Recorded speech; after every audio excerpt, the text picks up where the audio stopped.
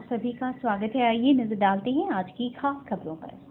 हरियाणा के गांवों के स्कूलों में गणतंत्र दिवस कार्यक्रम के दौरान पढ़ाई में अव्वल आने वाली छात्राओं को गणतंत्र दिवस के अवसर पर तिरंगा फहराने का सम्मान दिया गया।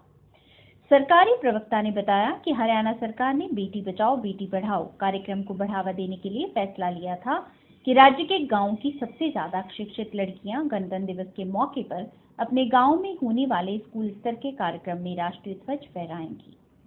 राज्य के शिक्षा विभाग के एक प्रवक्ता ने कहा कि इसके अलावा गांवों एवं सभी वार्ड की 22 जनवरी 2015 से 22 जनवरी 2016 के बीच जन्मी लड़कियों को मेरा पहला गणतंत्र उत्सव कार्यक्रम के तहत गणतंत्र दिवस समारोह में शामिल होने के लिए आमंत्रित भी किया गया।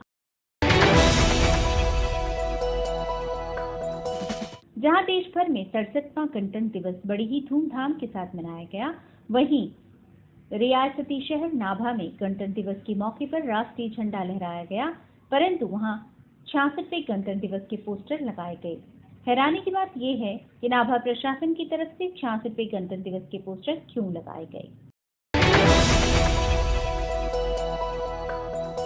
गणतंत्र दिवस पर चंडीगढ़ के परेड ग्राउंड में पंजाब व हरियाणा के राज्यपाल, चंडीगढ़ के प्रशासक प्रोफेसर कप्तान सिंह सोलंकी ने तिरंगा फहराकर परेड को सलामी दी।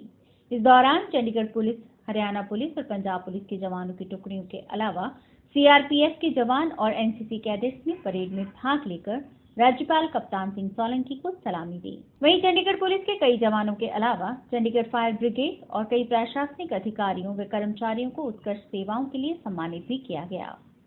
वहीं प्रशासक के सलाहकार विजय कुमार देव सहित प्रशासक के कई अधिकारियों ने इस मौके पर साइकिल चलाकर पर्यावरण संरक्षण का संदेश दिया। इस दौरान सुरक्षा व्यवस्था मद्देनजर परेड ग्राउंड के आसपास चप्पे चप्पे पर चंडीगढ़ पुलिस के जवान तैनात रहे।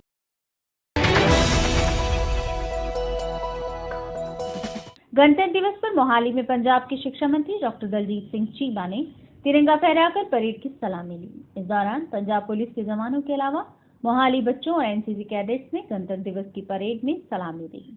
वहीं शिक्षा मंत्री दलजीत सिंह चीमा ने उत्कृष्ट कार्य करने वाले पुलिस कर्मियों और प्रशासनिक अधिकारियों को सम्मानित करने के साथ साथ दिव्यांगों को ट्राई साइकिल और गरीब महिलाओं को सिलाई मशीन भी वितरित की। इस दौरान गणतंत्र दिवस कार्यक्रम में अकाली दल के सांसद प्रोफेसर प्रेम सिंह चंदुमाजरा ने भी विशेष तौर पर शिरकत की।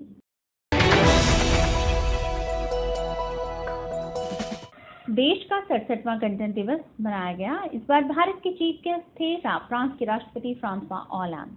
राष्ट्रपति प्रणब मुखर्जी को राजपथ पर परेड के जरिए सलामी दी गई। फ्रांस के राष्ट्रपति इस वर्ष की परेड के मुख्य अतिथि बने और गणतंत्र दिवस परेड के इतिहास में पहली बार फ्रांस के सैनिकों ने पहली विदेशी टुकड़ी के तौर पर राजपथ पर मार्च किया। इस दौरान दुश्मन का कलेजा कंपा देने वाले हथियार प्रणालियों को भी परेड का हिस्सा बनाया गया। फ्रांस के राष्ट्रपति फ्रांसवा ऑलांद, राष्ट्रपति प्रणब मुखर्जी और प्रधानमंत्री नरेंद्र मोदी के बीच में बैठे थे।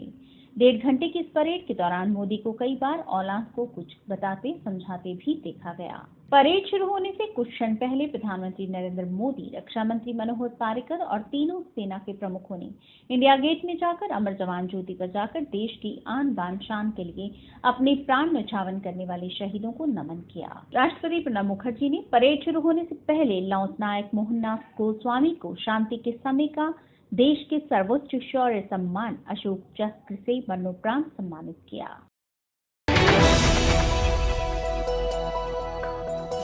पंजाब के उप मुख्यमंत्री सुखबीर सिंह बादल ने कहा कि पंजाब 100% सीवरेज तथा पेयजलापूर्ति वाला देश का पहला राज्य होगा।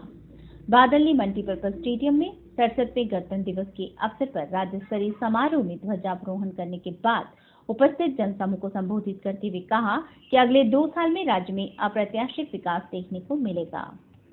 सभी शहरों में बुनियादी ढांचे को मजबूत के लिए अगले 2 साल में 4000 करोड़ रुपए खर्च किए जाएंगे। उन्होंने कहा कि मुख्य प्राथमिकता आर्थिक और बुनियादी ढांचे के विकास पर दी जाएगी। अकाली दल भारतीय जनता पार्टी सरकार की पिछले 9 साल की उपलब्धियां गिनाते हुए बादल ने कहा कि पंजाब अब सरप्लस बिजली वाला राज्य बन गया है और 20,000 करोड़ रुपए की लागत से अब अगले 1.5 साल में सभी प्रमुख शहरों को 4 और 6 मार्गी सड़कों से जोड़ा जा रहा है। उन्होंने बताया कि ग्रामीण क्षेत्रों में बहुपक्षीय विकास के लिए अगले 2 साल में 6,000 करोड़ रुपए खर्च किए जाएंगे। खेल ढांचे को मजबूत बनाने के लिए मोहाली में अति आधुनिक पंजाब इंस्टीट्यूट ऑफ स्पोर्ट्स संस्था की स्थापना की गई है, जहां विभिन्न खेलों के 11 खेल निदेशालय बनाए गए हैं। नशे के खिलाफ जेहाद छेड़ने के बारे में श्री बादल ने कहा कि राज्य सरकार अंतर्राष्ट्रीय सीमा पार से नशे की तस्करी को रोकने के हर संभव कदम उठा रही है। तस्करों की सप्लाई लाइन को तहस नहस किया है। पुलिस ने कई बड़े नशा तस्करों को भी काबू किया है। उन्होंने दीनानगर और पठानकोट आतंकवादी हमलों में निभाई गई भूमिका के लिए भी पुलिस की प्रशंसा की। बादल ने समारोह में भाग लेने वाले छात्रों के लिए 27 जनवरी को स्कूलों में छुट्टी का ऐलान किया तथा महंत गुरबता दास स्कूल और police public school DAV school को 5-5 लाख रुपए देने की भी घोषणा की।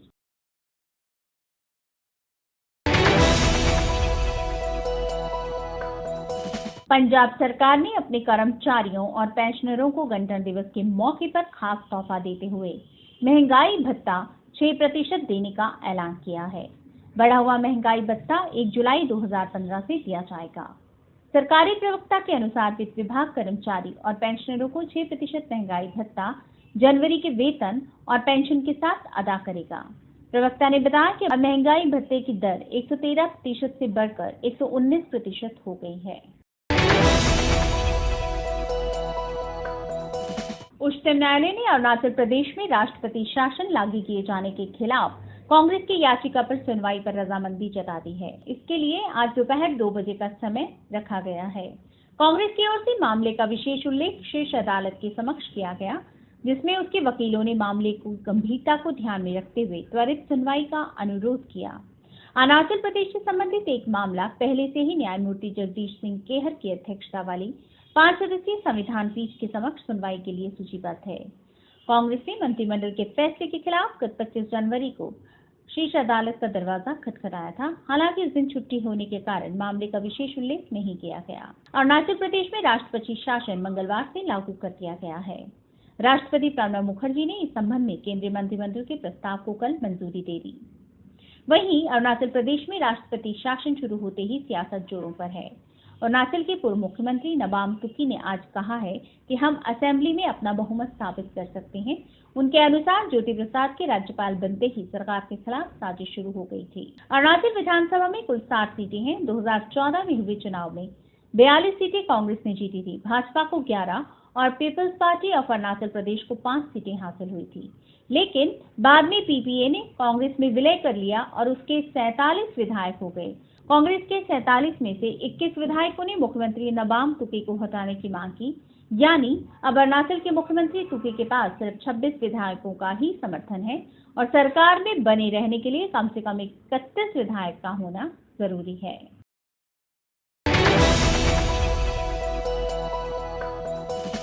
आतंकी हमला हुआ, दहशत फैली, लेकिन सवाल आज भी बाकी है जिनका पता लगाना काफी कठिन है। पठानकोट आतंकी हमले पर सरकार को सौंपी गई डिफेंस की एक्सपर्ट टीम की रिपोर्ट में कुछ सवालों के जवाब अब भी नहीं मिल पाए।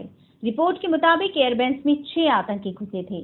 4 आतंकियों ने 2 जनवरी की सुबह की 10 फुट ऊंची दीवार और कटीली तारों को पार कर एयरबेस में एंट्री की थी, लेकिन 1 जनवरी को ही 2 आतंकी एयरफोर्स बेस के अंदर पहुंच चुके थे।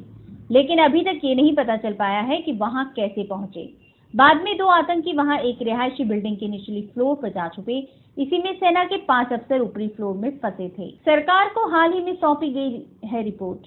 सूत्रों के मुताबिक 6 आतंकियों में से 2 को गाइड बनाकर बाकी 4 को एयरफोर्स बेस के टेक्निकल एरिया तक ले जाने की जिम्मेदारी सौंपी गई थी। इस एरिया में फाइटर जेट्स और हेलीकॉप्टर रखे हुए थे। गाइड करने वाले इन 2 आतंकियों के पास हथियार नहीं थे, लेकिन उनके पास IIID और अमोनिया नाइट्रेट के अलावा बेहद तेजी से जलने वाला लिक्विड था। हमले के बाद जांच एजेंसियों ने भी इसका खुलासा किया। आतंकी एयरबेस को ही ज्यादा नुकसान पहुंचाना चाहते थे। आतंकियों की साजिश तो नाकाम कर दी गई, लेकिन इस हमले में 7 जवान शहीद हो गए। जवानों की कार्रवाई के कारण टला हमला। पंजाब के खडूर साहब में होने वाले उपचुनाव को लेकर उम्मीदवारों की तस्वीर साफ हो गई है। 27 जनवरी को नामांकन दाखिल करने का अंतिम दिन है। कांग्रेस की तरफ से पूर्व विधायक रमनजीत सिंह सिक्की फिर से उम्मीदवार घोषित किए गए हैं। उल्लेखनीय है कि सिक्की ने गुरु गोबिंद साहिब की बेअदबी के बाद 2015 में इस्तीफा दे दिया था, जिसकी वजह से उपचुनाव कराए जा रहे हैं। उधर खडूर साहिब उपचुनाव को पंजाब में 2017 में होने वाले विधानसभा चुनाव का सेमीफाइनल भी बताया जा रहा है। माँ बाप पर उस समय दुखों का पहाड़ टूट पड़ा जब दरवाजा खोलते ही उन्हें अपनी बेटी मृत मिली, जिसे देखकर वे चिल्लाने लग पड़े। जानकारी के अनुसार सरस्वती विहार की गीतांजलि 17 साल नामक लड़की जब सुबह बाथरूम नहाने गई तो करीब 1 घंटे तक बाहर नहीं आई। दरवाजा खटखटाने के बाद जब अंदर से कोई आवाज नहीं आई तो घर वालों द्वारा दरवाजा तोड़ा गया। उस समय गीतांजलि अंदर गिरी हुई थी। घर वाले उसे तुरंत अस्पताल ले गए, जहां डॉक्टरों ने उसे मृत घोषित कर दिया।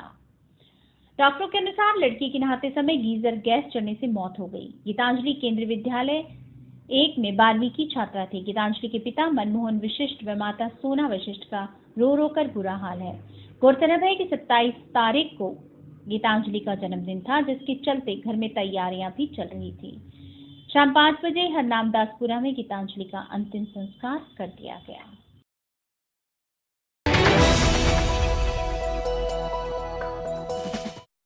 अमेरिका के राष्ट्रपति पद के चुनाव में रिपब्लिकन उम्मीदवार बनने के टॉप दावेदार डोनाल्ड ट्रंप ने राष्ट्रपति पद की दौड़ में शामिल होने के बाद पहली बार भारत पर टिप्पणी करते हुए कहा है कि भारत अच्छा प्रदर्शन कर रहा है और कोई इसके बारे में बात नहीं कर रहा।